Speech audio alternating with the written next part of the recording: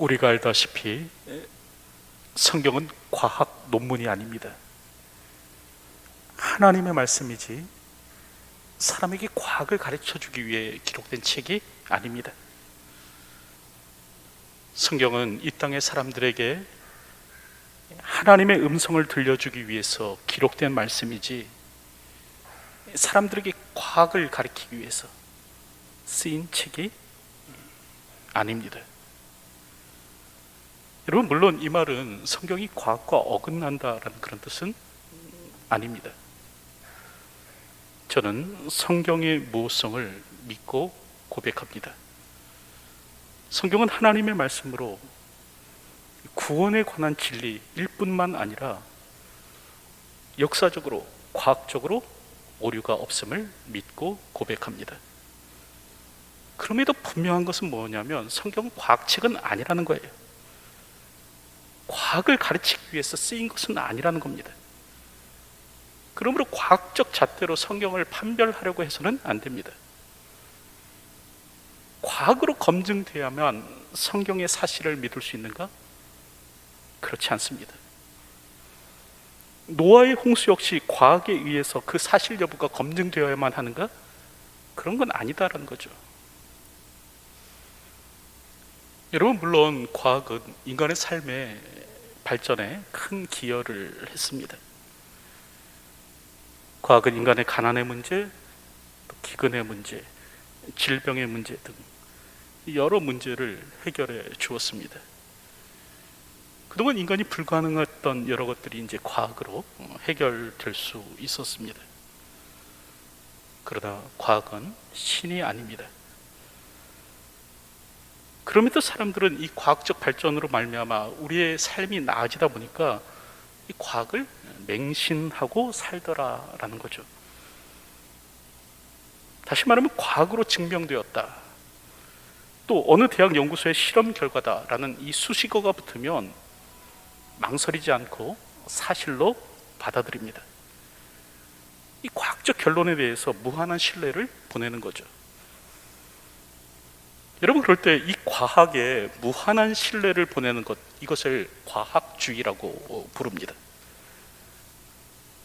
그럴 때 영국의 런던 경제대학의 사회심리학과 교수였던 마틴 바우어는 여러분 그런 말을 합니다.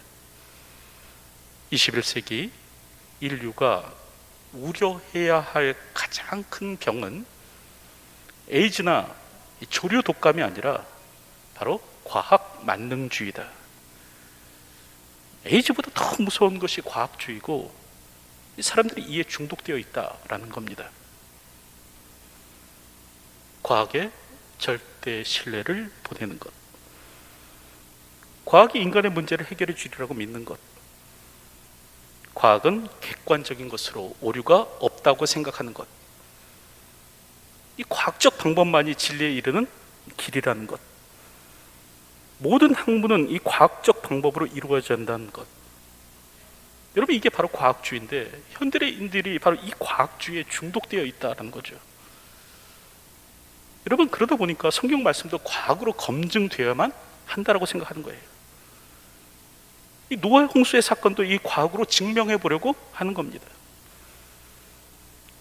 그럴 때 이는 자유주의자들만이 아닙니다. 성경을 비평적으로 연구하는 이 자유주의들만이 아니라 성경이 하나님의 말씀을 믿는 창조과학자들 역시도 마찬가지죠. 저들은 성경의 창조나 또 노아 홍수의 사건을 과학으로 증명해 보려고 합니다. 그러한 노고에 오늘 우리가 충분히 감사할 수 있으나, 그러나 여러분, 성경은 과학의 힘을 빌려야만 믿을 수 있게 되는 것이 아닙니다. 과학으로부터 옳다함을 인정받아야만 믿게 되는 책이 아니라는 거죠. 봐라, 성경의 내용이 과학적으로 틀리지 않지 않느냐, 그러니까 성경은 믿을 수 있다, 이런 소리를 들어야만 하는 책은 아니다라는 겁니다. 여러분, 오늘 우리는 과학에 무한한 신뢰를 보내고 심지어는 이 과학으로서 성경을 증명하려고 하는데, 여러분, 이거 과학주의입니다. 오늘 우리가 경계해야 할 것이라고 할 수 있죠. 지적 대화를 위한 넓고 얕은 지식이라는 책이 있죠. 여러분, 이 책의 저자는 불신자인데 한 챕터에서 이 과학주의라는 걸 다룹니다. 근데 그 사람이 뭐라고 말을 하냐면, 과학이 진리라고 믿는 마음가짐은 전혀 과학적이지 않으며 어떤 면에서는 매우 종교적이다. 여러분, 그렇게 말을 하고 있습니다. 이게 과학이면 다 맞는 얘기다, 과학이면 다 사실이다, 이렇게 여기는 거는 과학에 무한한 신뢰를 보내는 그 종교에 가까운 거지, 그건 과학적 태도가 아니다라는 거죠. 오늘 나는 과학의 맹신자로 살아가고 있지는 않은지 생각해 보았으면 합니다. 성경마저도 과학에 의해서 검증받아야만 되는 것으로 여기지는 않는지, 성경을 믿고 혹은 믿지 못할 것으로 여기는 판단 기준이 과학적 사실은 아닌지 생각해 보았으면 합니다. 여러분, 기독교인마저도 자격지심 때문인지 자꾸 과학의 힘을 빌어서 성경을 증명하려고 합니다. 여러분, 그럴 때 이어령 교수가 무슨 얘기를 하냐면요, 성경은 그렇게 하는 게 아니라는 거예요. 성경은 신앙적 담론이지 과학으로 풀 것이 아니다라고 말을 합니다. 언젠가 100주년 기념교회 이재철 목사님과 또 이 시대의 최고의 지성으로 여기는 이어령 교수 간의 대화가 있었는데요, 그때 이제 노아 방주에 관한 이야기를 나눴습니다. 그때 이어령 교수가 무슨 얘기를 하냐면, 성경은 신앙과 신학으로 풀어야 하는 거지 이게 과학으로 증명할 것은 아니다라는 거죠. 노아의 방주를 종교적으로 하나님의 큰 질서에서 보면 이게 기막힌 이야기인데 자꾸 과학적 담론으로 풀려다 보니까 이 좋은 이야기가 우스워진다, 그렇게 말을 한 적이 있습니다. 여러분, 성경은 신학적 메시지를 오늘 우리가 발견하는 책이지, 여기서 뭐 과학적 사실을 오늘 우리가 찾아내려고 하는 것은 아니다라는 거죠.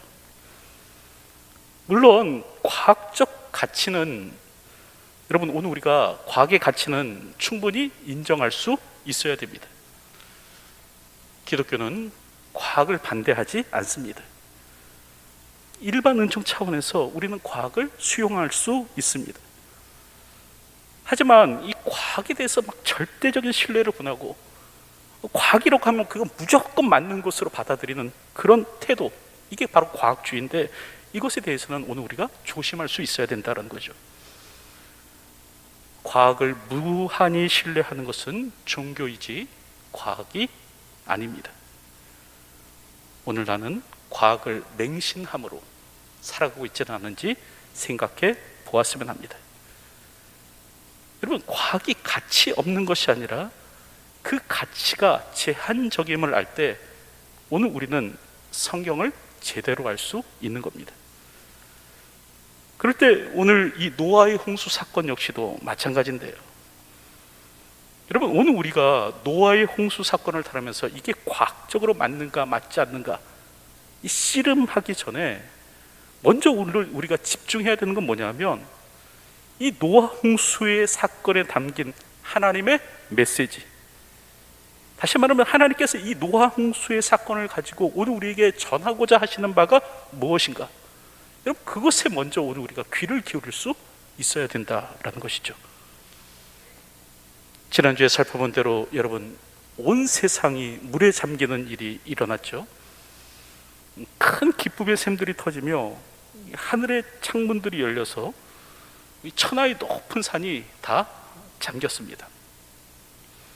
그럴 때 성경은 물이 불어서 15규빗이나 오르니 산들이 잠긴지라고 말씀합니다. 여기서 15규빗은 7m입니다. 그럼 이처럼 온 세상에 물에 잠기는 일이 일어났다는 거죠. 그럴 때 이는 창조의 해체를 말합니다. 창세기 1장 2절의 말씀처럼 창조 이전의 무질서의 세계로 되돌아감을 뜻하는 말이죠. 창조 이전은 땅이 혼돈하고 공허하며 흑암이 깊음 위에 있고 하나님의 영은 수면 위에 운행하시니라. 이 상태로 되돌아감을 말하는 것입니다. 그러다 그런 가운데서도 오늘 성경을 보면 하나님께서 노아와 방주 안의 짐승을 기억하셨다라는 겁니다. 창세기 8장 1절을 보면 하나님이 노아와 그와 함께 방주에 있는 모든 들짐승과 가축을 기억하사. 여러분, 여기서 기억하다라는 말은 단순한 인지적 행동을 말하는 것이 아니라고 했죠. 이는 하나님의 구원 행동을 수반하는 전 인격적인 행위였습니다. 다시 말하면 이 하나님의 기억하심은 하나님의 구원으로 연결된다라는 것입니다. 그럴 때 이 노아 홍수의 사건 역시도 마찬가지였는데요. 하나님께서 노아와 그 방주 안의 짐승들을 기억하셨을 때 어떤 일이 일어났는가? 오늘 창세기 8장 1절 하반절을 보면 하나님이 바람을 땅 위에 불게 하심에 물이 줄어들었고 라고 말씀하십니다. 하나님의 구원 행동이 이루어지는 거예요. 하나님께서 바람으로 땅 위의 물을 말리셨다라는 거죠. 여러분, 그럴 때 여기서 바람은 히브리어로 루아흐입니다. 그럴 때 창세기 1장 2절을 보면 이 루하으라는 말을 창세기 1장 2절은 영이라는 말로도 번역합니다. 땅이 혼돈하고 공허하며 흑암이 깊음 위에 있고 하나님의 영은 수면 위에 운행하시니라. 여기서 영이라는 말이 히브리어로 루하흐이죠. 그럴 때 이 총신대의 김지창 교수나 또 모벌리라는 신학자는요, 이 창세기 8장 1절에 이 루하흐라는 이 단어를 영이라는 말로 번역할 것을 말을 합니다. 그게 성경 저자의 의도를 더 명확히 나타낸다는 거예요. 창조 시에 하나님의 영이 혼돈의 물을 정리하시고 사람이 살 수 있도록 하셨듯이 홍수 시에 하나님의 영이 이 물이 덮인 세상을 정리하시고 사람이 살 수 있도록 하셨다라는 말이라는 거죠. 여러분, 이처럼 오늘 성경을 보면 하나님께서는 하나님의 영을 통해서 땅의 물을 말리신 모습이 기록되어 있습니다. 하나님의 영을 통해서 처음 창조를 다시 회복할 수 있도록 하시는 거죠. 여러분, 그럴 때 오늘 우리가 기억해야 될 것은 뭐냐면 이처럼 하나님의 영이신 성령님은 오늘 우리를 돌보시는 분이시다라는 겁니다. 하나님께서는 성령을 보내셔서 당신의 백성을 돌보시고 보호하십니다. 그래서 성경은 성령을 보혜사라고 말씀하는 겁니다. 여러분, 보혜사라는 말이 헬라어로 파라클레토스이죠. 그럴 때 여기서 파라라는 말은 곁에서, 옆에서라는 뜻입니다. 그러니까 파라클레토스라는 말은 무슨 말인가? 우리 곁에서 우리를 도우시는 분이라는 의미입니다. 우리의 옆에서 우리를 도우시는 분, 그분이 바로 성령님이시다는 거예요. 그럴 때 성경은, 영어 성경은 특별히 이 보혜사라는 말을 우리를 도우시는 분이라는 의미로 헬퍼라는 말로도 번역하고 있습니다. 여러분, 이처럼 하나님의 영이신 성령님은 오늘 우리를 도우시는 분인데, 그러므로 오늘 우리는 어떻게 살아야 되는가? 성령으로 옷 입고 살아야 합니다. 다시 말하면 성령 충만한 삶을 살 수 있어야 된다는 거죠. 우리가 알듯 기드온은 매우 나약한 사람이었습니다. 미디안 사람들의 눈을 피해서 이 포도주 틀에서 이 곡식을 타작하는 그런 사람. 그럼에도 불구하고 하나님께서 그를 부르셨을 때 거듭해서 하나님을 시험했던 사람이 기드온입니다. 하나님께서 이 기드온을 사용하려고 하실 때 이 양털 뭉치를 들고 하나님을 거듭해서 시험합니다. 그런 유약한 존재가 기드온이었는데, 여러분, 사사기 7장을 보면 이 사람이요, 미디안의 13만 5천 명의 군사를 물리칩니다. 불과 300명의 사람을 데리고 이 13만 5천 명의 군대를 섬멸하는 거예요. 그리고 미디안의 왕을 사로잡아 죽이는 거죠. 어떻게 이것이 가능했는가? 아니, 미디안 사람이 두려워서 남몰래 포도주틀에서 그렇게 타작하던 그 사람이 어떻게 이렇게 상상하기조차 어려운 승리를 쟁취할 수 있었는가? 여러분, 그것에 대해서 사사기 6장 34절을 보면 이렇게 말씀합니다. 여호와의 영이 기드온에게 임하시니. 여러분, 여호와의 영이 기드온에게 임하셨다는 거예요. 여러분, 그럴 때 여기서 임하다라는 말이 사실은 옷 입다라는 말입니다. 다시 말하면 기드온이 성령으로 옷 입었다라는 얘기예요. 그리고 이렇게 옷 입었을 때 불가능한 일을 가능케 하는 역전의 주인공이 되었다라는 거죠. 여러분, 사람의 제복에도 힘이 있다고 합니다. 그래서 군인이나 또 경찰관, 소방관, 의사 등에게 이렇게 제복을 입히는 거예요. 백화점에 가면 간혹 그 화장품 판매원들이 의사처럼 흰 가운을 입고 있죠. 아니, 왜 화장품 판매원들이 흰 가운을 입고 화장품을 파는가? 여러분, 그건 단순한 화장품 판매원으로 보이는 것이 아닌 미용 전문가 혹은 피부 전문가처럼 보이려고 하는 겁니다. 사람들은요, 흰 가운만 입어도 그 사람이 전문가인 것처럼 그렇게 착각하기 때문에 그런 거죠. 한 번은 한 방송국 PD가 그런 실험을 했습니다. 먼저 평상복을 입고 그 외에 이제 자신을 비행기 기장이라고 소개한 후에 엉터리 강의를 했습니다. 그랬더니 15명 중 9명이 기장이 아닌 것 같다, 저 사람, 그렇게 대답했다고 합니다. 근데 이번에는 이 PD가 제복을 입고 그리고 이제 자신이 기장이라고, 비행기 기장이라고 소개한 후에 엉터리로 강의를 했습니다. 그랬을 때 사람들은 어떻게 반응했는가? 단 한 사람만이 기장이 아닌 것 같다, 그렇게 말했다라는 겁니다. 여러분, 이처럼 사람의 제복은 큰 힘을 가져요. 그렇다고 한다면 오늘 우리가 성령의 두루마리를 입을 때, 다시 말하면 성령의 제복을 입을 때 오늘 우리는 어떻게 되겠습니까? 오늘 우리에게 성령의 제복이 입혀질 때 성경은 오늘 우리가 하나님의 능력을 드러내는 하나님의 사람이 될 수 있다라고 말씀하여 주십니다. 오늘 우리는 성령의 제복을 입은 사람이 되어야 됩니다. 성령으로 옷 입고 살 수 있는 사람이 되어야 합니다. 오늘도 성령의 두루마리를 입은 성령 충만한 사람이 되어야 합니다. 기도하실 때 성령의 옷을 입혀 주시옵소서. 늘 성령과 동행하는 하나님 사람 되게 하여 주시옵소서. 오늘도 성령 충만한 자로 이 땅을 살게 하여 주시옵소서. 기도할 수 있는 저희가 되었으면 합니다. 여러분, 이처럼 하나님께서는 성령을 보내시어 인간을 돌보시고 이를 위해서 또 땅의 물을 이제 말리셨다라고 그렇게 하시는데, 특별히 창세기 8장 13절부터 14절을 보면 이렇게 말씀하죠. 601년 첫째 달 곧 그 달 초하루 날에 땅 위에서 물이 거친지라 노아가 방주 뚜껑을 제치고 본즉 지면에서 물이 거쳤더니 둘째 달 20 날에 땅이 말랐더라. 드디어 이제 성령을 통해서 땅이 마르게 되었다라는 거죠. 그리고 이때가 601년 2월 27일이었다라는 겁니다. 여러분, 홍수가 시작된 날, 이 대홍수가 시작된 때는 노아가 600세 되던 해 둘째 달 11의 날이라고 그렇게 말씀하고 있죠. 600년 2월 17일이었습니다. 그리고 이 물이 거친 날, 여기서 물이 거치다라는 말은 뭐냐면 진흙투성이의 상태를 말합니다.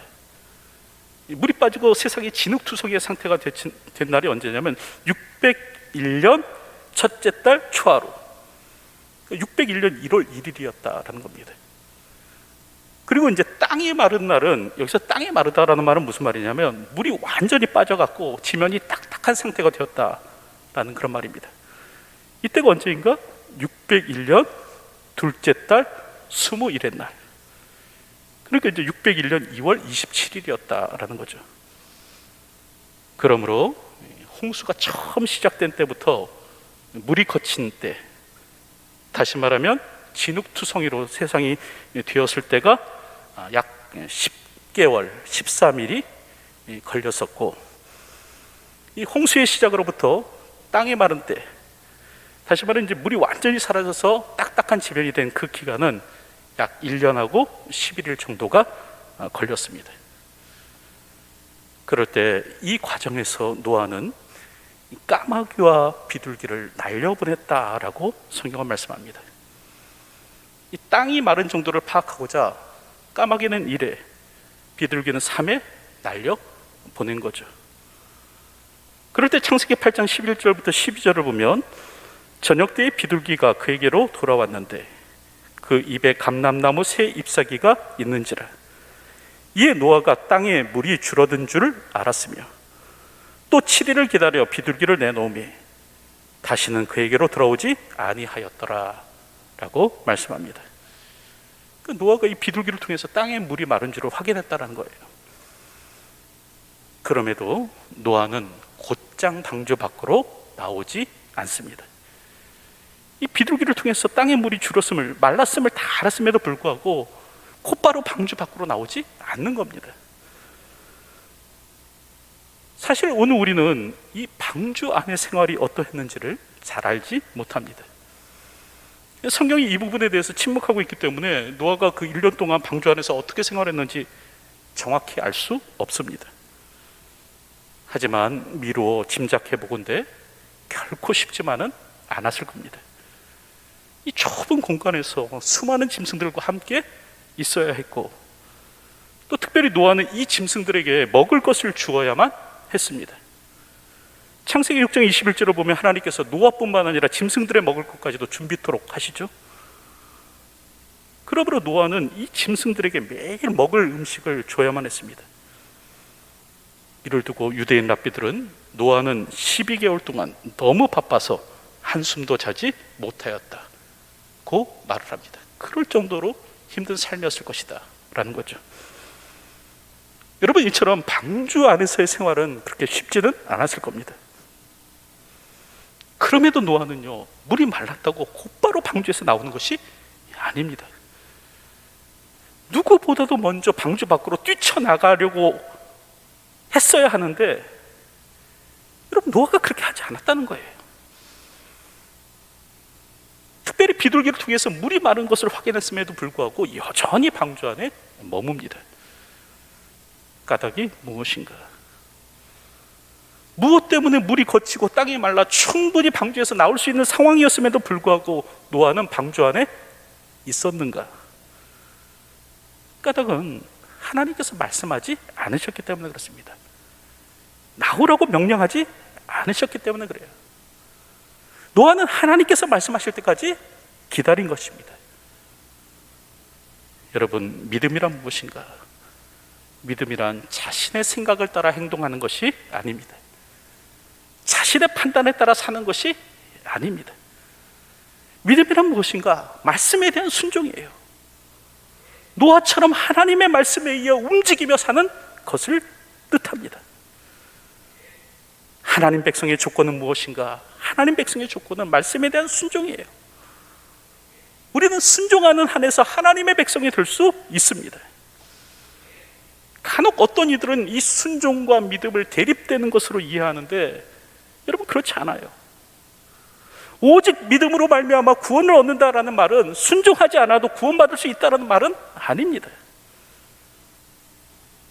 그래서 야고보서 2장 21절을 보면 그렇게 말씀하죠. 우리 조상 아브라함이 그 아들 이삭을 제단에 바칠 때 행함으로 의롭다 하심을 받은 것이 아니냐.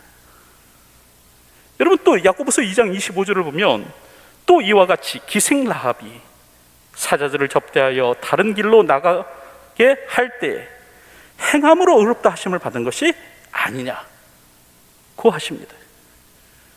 여러분, 이처럼 성경은요, 아브라함과 기생 라합의 예를 들어갖고 이 믿음이라는 것은 무엇이냐면 순종하는 믿음, 말씀에 순종하는 믿음이라는 거예요. 행동하는 믿음이라는 거예요. 여러분, 믿음은 말씀대로 사는 것입니다. 내 생각대로 사는 것이 아니라 말씀대로 사는 것이 믿음입니다. 내 생각에 옳게 여겨져도 하나님께서 말씀하실 때까지 기다리라 하면 기다릴 줄 아는 것이 믿음입니다. 하나님께서 가라 하시는 곳에 가고 멈추라 하는 곳에 멈출 수 있는 것이 믿음이죠. 여러분, 아브라함의 믿음은 독자 이삭까지도 바칠 수 있는 믿음이었습니다. 그리고 기생 라합의 믿음은 목숨을 걸고 정탐꾼을 숨겨주는 그런 믿음이었습니다. 행함이 없는 믿음이 아니라, 순종이 없는 믿음이 아니라 하나님의 말씀에 운명을 걸고 하나님의 말씀에 생명을 걸 줄 아는 믿음이었다는 것이죠. 오늘도 사람의 생각, 사람의 소견을 따라 살아가는 것이 아니라 하나님의 말씀, 하나님의 말씀에 순종함으로 하나님의 말씀에 운명을 걸고 살아갈 수 있는 저희들이 되었으면 합니다. 오늘도 순종 없는 믿음의 사람이 아니라 순종하는 믿음의 사람으로 이 땅을 살아가는 저희들이 되었으면 합니다. 이제 말씀을 맺으려고 하는데, 여러분, 하나님께서는 방주 안에 노아와 그 각종 짐승을 기억하셨습니다. 그럴 때 성령님을 보내서 이제 사람들이 땅에 살 수 있도록 땅의 물을 말리십니다. 그럴 때 성령님은 어떤 분이신가? 이처럼 오늘 우리를 도우시고 오늘 우리를 보호하시는 분이시라는 거예요. 오늘 우리의 구원이 되시는 분이시다는 거죠. 그러므로 오늘 우리는 성령을 옷 입고 성령의 제복을 입고 두루마리를 입고 늘 성령 충만하여 성령님과 동행하는 삶을 살 수 있어야 하는 것입니다. 이처럼 하나님의 영을 통해서 땅에 물이 마르게 되었을 때, 오늘 성경을 보면 노아는 알아서 방주 밖으로 나왔다라고 말씀하지 않죠? 하나님께서 말씀하실 때까지 방주 안에 머무는 겁니다. 이처럼 믿음이란 순종입니다. 하나님의 사람은 순종하는 사람이에요. 사람을 구원하는 믿음은 순종을 포함한 전인격적인 믿음이다라는 것입니다. 오늘도 이런 믿음으로 이 땅을 사는 저희들이 되었으면 합니다. 성령으로 옷 입고 하나님 말씀에 순종함으로 오늘도 좋은 삶을 살아가는 저와 여러분들이 되시기를 주님의 이름으로 축원드립니다. 기도하겠습니다. 오늘도 우리를 위하여 보혜사 성령님을 보내주셨사오니 오늘도 성령으로 옷 입고 성령님과 동행하며 이 땅을 살아가는 삶이 되기를 소원합니다. 더불어 하나님의 말씀에 순종하는 자가 되게 하여 주시옵소서. 오늘 우리의 믿음이 순종하는 믿음이 되게 하여 주시고 말씀을 따라 살아가는 삶이 있는 믿음이 되게 하여 주시옵소서. 예수님의 이름으로 기도하옵나이다. 아멘.